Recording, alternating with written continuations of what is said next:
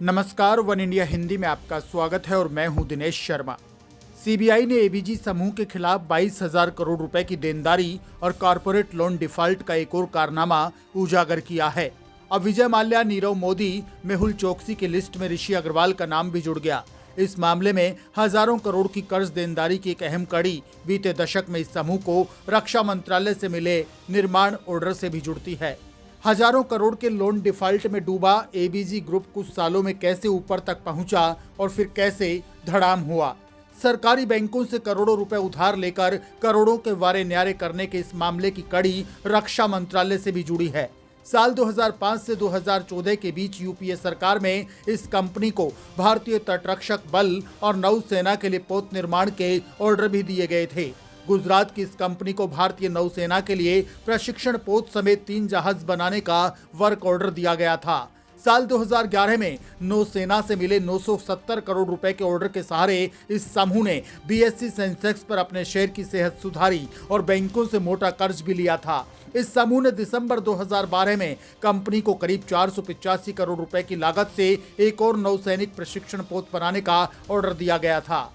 इस मामले से जुड़े सूत्रों की माने तो इंडियन नेवी से मिले निर्माण ऑर्डर ने एबीजी समूह के बही खातों को मजबूती दी और बाजार से कर्ज लेने में उसकी मदद की। हालांकि साल 2014 के बाद से लगातार इस समूह की इकोनॉमिकल कंडीशन डाउन होती चली गई और इन हालात को देखते हुए भारतीय नौसेना ने अपने ऑर्डर्स को भी निरस्त कर दिया था। नौसेना के वर्क ऑर्डर और कर्ज बाजार में एबीजी शिपयार्ड की साख बढ़ाने में तटरक्षक बल से मार्च 2006 में इंटरसेप्टर बोट के सप्लाई ऑर्डर की भी भूमिका मानी जाती है। तत्कालीन रक्षा मंत्री ए.के. एंटनी ने 2010 में संसद को दिए एक जवाब के दौरान बताया था कि एबीजी समूह के साथ मार्च 2006 में 11 इंटरसेप्टर बोट आपूर्ति के लिए समझौता हुआ था। इसी कड़ी में कंपनी ने साल 2010 तक 6 निगरानी बोट की आपूर्ति भी कर दी थी। अपने आप में बिल्कुल साफ है कि जिस समूह पर देश की नौसेना ने अपने जहाज बनाने के लिए भरोसा किया हो, उसके लिए इसी साख के आधार पर बैंकों से कर्ज लेना मुश्किल नहीं था।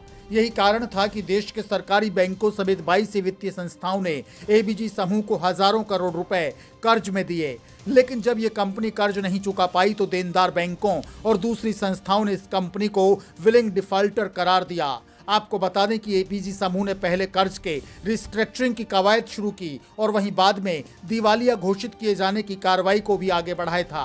हालांकि अब 24,000 करोड़ से अधिक की कर्ज अदायगी में चूक के आर्थिक अपराध पर पूरे मामले की जांच सीबीआई कर रही है। इस खबर में फिलहाल के लिए इतना ही। ताजा अपडेट्स के लिए आप बने रहिए वन इंडिया हिंदी के साथ।